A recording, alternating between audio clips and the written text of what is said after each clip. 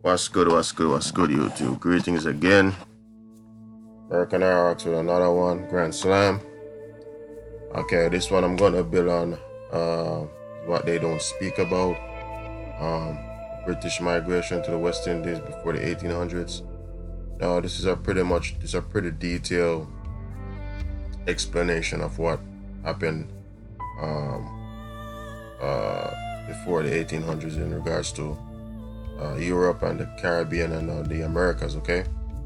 And this is a British migration to the West Indies before 1800s by Dr. David Dobson. Okay, let's get to it. The waning of Spanish power in the early 17th century enabled England to establish its empire in the West Indies. This began with Barbados and spread northwards in the Lesser Antilles and to Jamaica.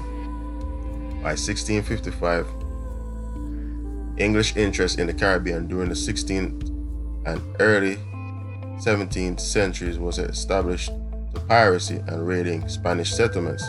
As led by adventurers such as Sir Walter Raleigh, the Spanish had virtually ignored most of the islands of the Lesser Antilles. Discouraged by the hostility of the Caribs there, the Treaty of London in 1604, which ended the war between England and Spain, enabled the English to occupy islands which Spanish had not settled in the Caribbean. St. Lucia and Grenada were briefly held by England in 1605 and 1609. England established colonies in St. Kitts in 1624, in Barbados in 1625, in Nevis in 1628, and in Montserrat and Antigua in 1632. Then in 1655, Oliver Cromwell took Jamaica and Grand Cayman from the Spanish. The Bahamas was acquired in 1648. Now remember I told you about Oliver Cromwell, right? So in 1655, that's when England got a hold of the island Jamaica, right? Zamaka, so to speak. Right? Okay, let's get to it. The Bahamas was acquired in 1648. Providence off the coast of Nicaragua was settled by Puritans from England in 1630s.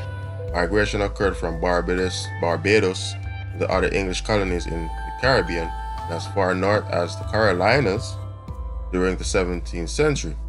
The economy of most of these islands initially depended on tobacco, but subsequently on sugar.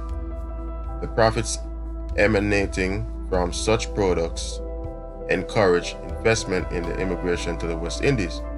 During the 18th century, rivalry between France and Great Britain led to control of these islands, changing hands from time to time. Told you that they were partners in crime, right? This happened on a large scale in 1763 with the end of the 7 Years' War, known as the French and Indian Wars. Bear in mind, French and Indian Wars, right? Prisoners of wars, right? The tribes that lose the wars, they were enslaved, right? Bear in mind, French and Indian Wars in North America, when several French West Indian islands such as Grenada, St. Vincent, Tobago, and St. Lucia were ceded or granted to Great Britain. Now, who granted it? These islands were soon populated by planters, merchants, and investors from the British Isles. Now, I haven't seen anything about any slaves. Okay? Between 1650 and 1700s, about half of all the English immigrants were bound for the West Indies. Recent research suggests that 20,000 headed for Jamaica, 43,000 for Barbados, and 30,000 for the other Caribbean destinations. Main ports from which the English and Welsh sailed bound for the West Indies were Bristol, Southampton, and London. All ports increasingly engage in trade with the Caribbean. The best sources on this aspect are the works of John Camden Houghton, and more recently Peter Wilson Caldam. The West Indies attracted relatively few immigrants from Scotland until 18th century. Those who were there were political and religious prisoners. Seems like this is a body bag. religious prisoners of war transported there in the aftermath of the Wars of the Three Kingdoms.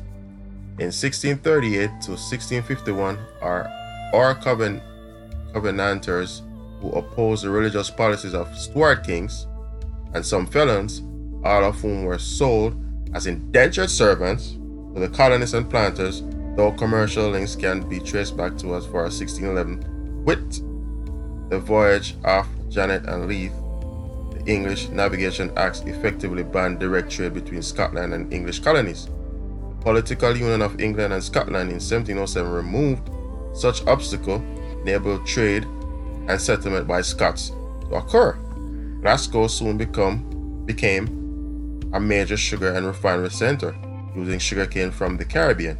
The failure of the Jacobites in 1715 and 1746 led to hundreds of Scots prisoners of war being shipped to the islands in chains. Close your eyes, sit down, take a deep breath, and let that sink in. Moment of silence. This is a body pack. Let's go. From the mid-18th centuries onwards, the Caribbean attracted investment by Scots. More of a skilled agriculturists, physicians, and merchants soon settled in the West Indian colonies. Peace of Paris in 1763 provided opportunities for entrepreneurs in the ceded islands, acquired by Great Britain from France. One historian has reckoned that around 80,000 Scots went to the West Indies between 1750 and 1799. Wow! Isn't this isn't around this time that the slave trade heightened? The West Indies were also an important destination for early migrants from Ireland. From the early 17th century onwards, significant numbers of Irish settled in Barbados, in the Leeward Islands, and especially Montserrat. By the late 17th century, Montserrat had the highest concentration of Irish, possibly 75% of any British colony. Hear that, people? Montserrat had the highest concentration of Irish, possibly 75% of any British colony in the Americas. Anthony Brisket from Wexford, governor of Montserrat, encouraging immigrants from Ireland in 1637, and in Barbados, Irish merchants were prominent in the tobacco trade. Irish exports to the West Indies in the 17th and 18th centuries were mainly cargoes of salted beef, pork, butter, and linen, shipped in both English and Irish vessels.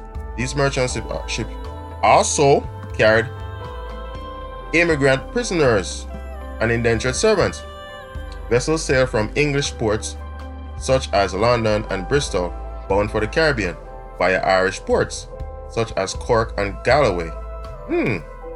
They even have the name of the ships. The provision trade from Ireland to British colonies in Caribbean flourished, but experienced increasing competition from the 13 colonies, right? So at this time there was competition from the mainland and the Caribbean colonies, right? Though the salted fish exports from Ireland remained in great demand to feed the slaves. Over 40,000 men, women, and children left Ireland bound for the West Indies before 1800s. Many were indentured servants, while a sizable minority were shipped in chains as felons or prisoners of war. Oliver Cromwell transported a significant number of Irish prisoners to the Caribbean around 1650.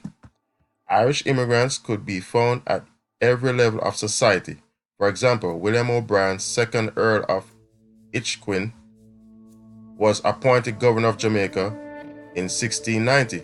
Jamaica, which was taken from the Spanish in 1655, contained a significant population of Irish extraction.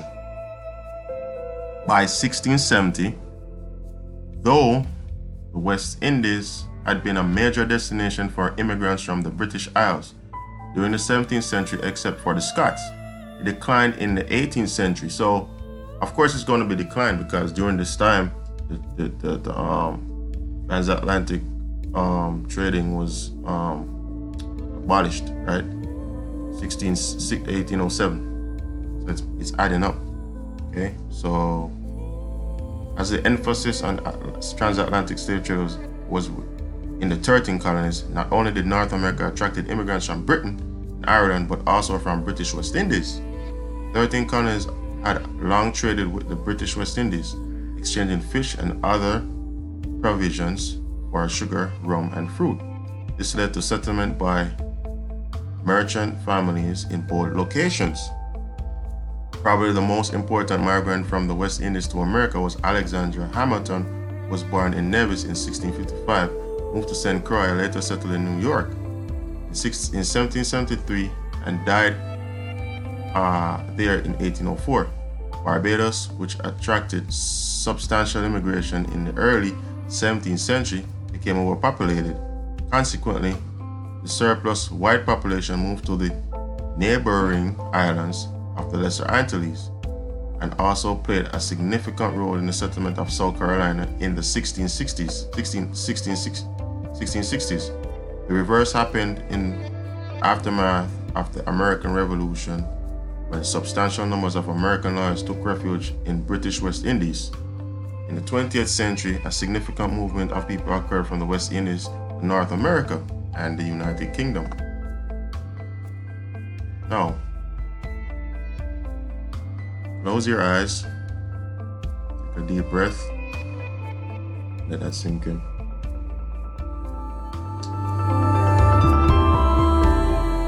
I hope you all enjoy that. Now, I'll show you something, okay? It's so funny. Check this out.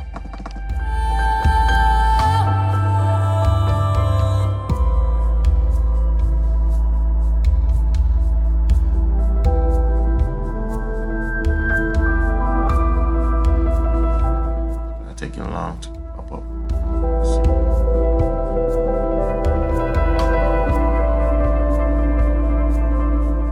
So I was building on a J Treaty earlier, and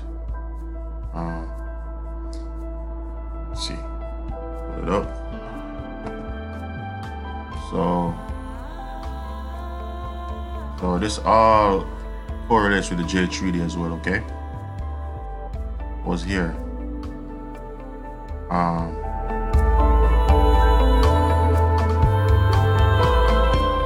With a license for the purpose under the authority of the United States, which latter stipulated has excited doubts whether in its operation it may not interfere with the due execution of the said third article of the Treaty of Amity, Commerce and Navigation, and it being the sincere desire of His Britannic Majesty and the United States, and of the United States, that this point should be so explained as to remove all doubts, promote mutual satisfaction and friendship. See the picture, come on. Alright, check this out. Alright, I want to show you something, man. It's so funny. Right, this is supposedly from Jamaica, right? Website search. Imported and exported slaves, right? Check this out. So between 1702 and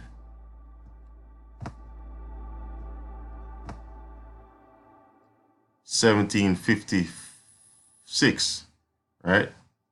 There was ships shipping people in and out, right? Supposedly, right? Check this out. So a number of Negroes imported. This is Negroes imported to the island. Number of Negroes exported from the island. The number of Negroes kept on the island. See? So I'm showing you. Okay, check this out. This is the funny part. So after 1756, there's no ships. Where are the ships? Where are the ships? But you have people coming in and out. Wow. Guess they just magically disappear, magically appear. So, could you explain to me, what's this site? Jamaican family search. Could you explain that to me? What happened here? Okay? Peace out.